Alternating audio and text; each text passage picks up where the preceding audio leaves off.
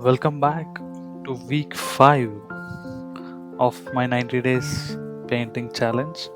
So, for those of you who are new here, I painted 90 paintings. So, if you want to know why I started this and the funny story behind it turning out to be 90 days, watch my week 1 of 90 days painting challenge. And also, since there are 90 days, I split them into 13 weeks, and each week has a different theme. Like if you see the week 1 was pretty simple. It was about water. Then week 2 was about food, and week 3 was about light. So now we are into week 4. Week 4 is superheroes. So I started out with Hulk. So this was a pretty amazing painting, or at least the reference looked pretty amazing, because this is kind of, I can say, pop art style, where you have very few shades and you use those few shades to show the highlights and shadows of a figure. So it's an aggressive expression of Hulk, where we have like literally I think 4 colors: a lighter shade of green, then the darker shade of green, then there is purple, then few highlights for his eyes and tongue in red. So that's all. Those are the colors, 4 colors that we have in the entire painting.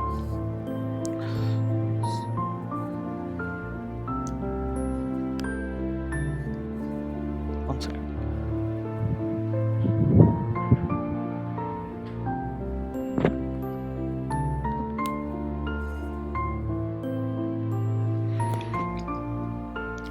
Now, okay, recording, continue. Moving ahead. So we have Batman. So Batman standing in rain with his typical serious look. So the effect of rain I was able to get by having small card, maybe a visiting card kind of size. You dip it in paint. So since the background was black, I dip it in red paint and just dab it. So that's how you get this rain kind of feel. So pretty serious look by our hero Batman. So it was nice, it was fun. I messed up the gradient, but anyways, this looked cool. Next is our Miles Morales. So if you can see, there is a sheen to the painting, at least in the black and white regions. That's because I actually, so there is a set of colors that I use from Montmartre, set of 24 acrylic colors, but then I got uh, 2 colors specifically, one bottle of white and one bottle of black. So this I got for the light theme, as I was saying in the last video, that since light theme takes up a lot of darker or black areas, I didn't want to run out of my black tube. That's why I got a separate bottle. But the issue is this is from Camlin. So these two black and white bottles, wait, else let me see if I can get those bottles once again. So these are the bottles I was using. One black and one white. So these are from Camel. And so the issue with these two paint bottles, or these two paints, when I compare to my regular acrylics that I was using, is these have a lot of sheen. So when they dry, they tend to leave this shiny finish. It happened even with the Batman. If you see the black, because I use this specific black, it happened there. And even in future paintings as well, I was able to see that specific to these two. So gradually I stopped using these. But yeah, this is Miles Morales, and this was really fun painting. Then comes Venom.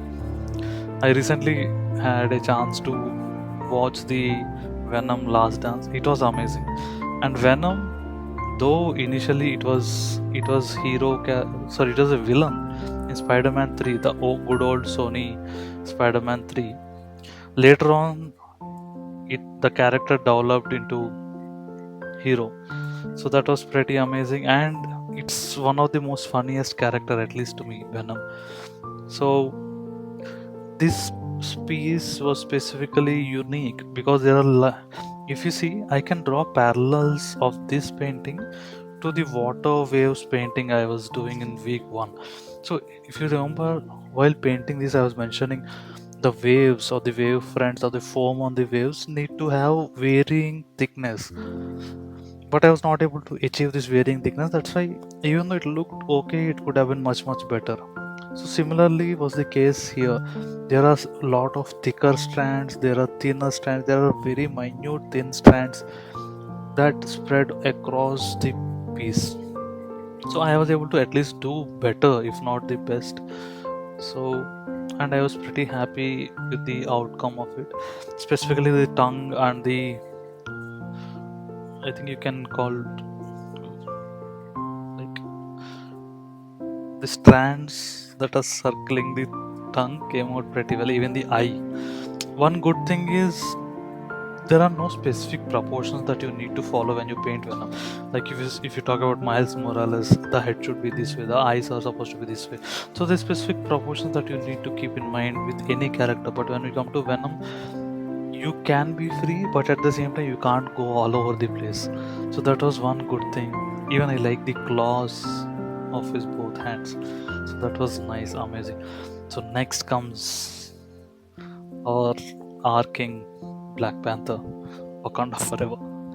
So this was kind of a uh, old painting vibe. I tried to get into this, like in newsprint or the old uh, coffee stained painting vibe, or this scroll type of vibe. So this has a lot of detail. I thought, so what used to happen is, since I would be painting literally every day without missing, I used to space the painting such a way that few paintings were easier, few paintings would be tough and challenging. I wanted few to be easier because I have my regular 9 to 5 job and other things to take care of.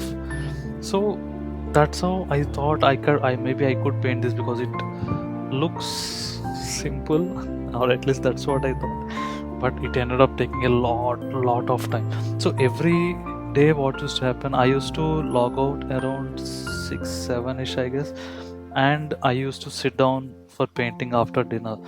So around 9 9:30 I used to sit down for painting, and it used to go on till 2 3 in the night. And this used to happen literally every day, those 90 days. So yeah, this also was one of the longest time taking paintings that I have done because of the smaller detailings.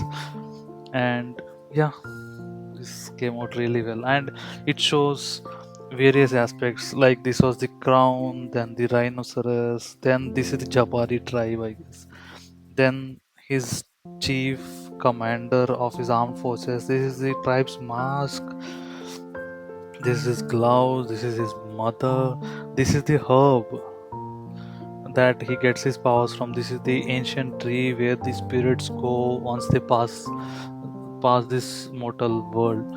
So that's how it incorporates various elements of Black Panther, such a beautiful piece.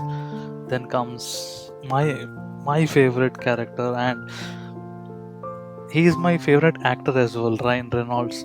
And I can't imagine anyone else doing Deadpool character in a better way. So Deadpool it is. So even in this painting, if you see, the blacks are literally shining because of the black paint I was using. But if you see, the red is pretty matte kind of finish, but the black and grays, you can clearly see they are shining. So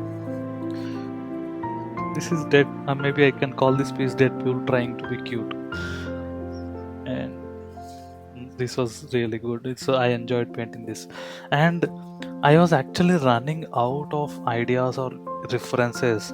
Iron Man was too complex, or Iron Man was like any other painting I was doing in this. Those are like close-ups of superheroes. So I wanted to try something different, something not so usual that was happening till now.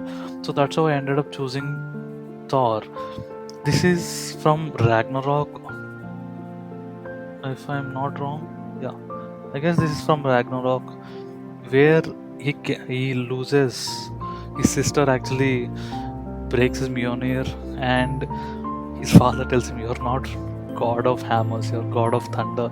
And that's when he realizes to wield the thunder or the lightning, he need not have his hammer. He himself is enough. I guess this is the scene uh, from that Thor Ragnarok.